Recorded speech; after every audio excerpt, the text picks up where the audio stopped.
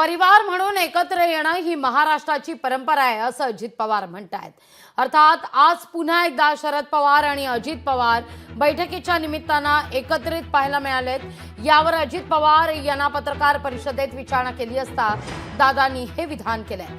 सगळ्याच गोष्टीत राजकारण पाहायचं नसतं असं देखील अजित पवार स्पष्टच करतायत।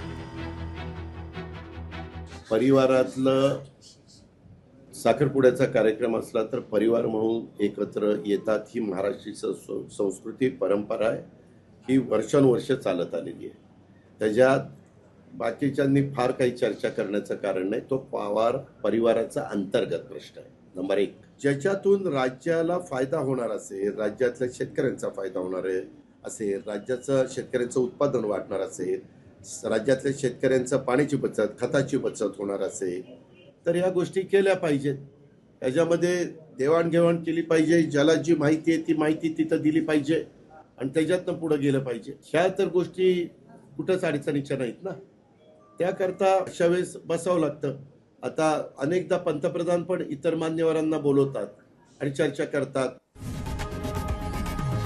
लोकशाही मराठी ऐका, पहा, जागरूक रहा।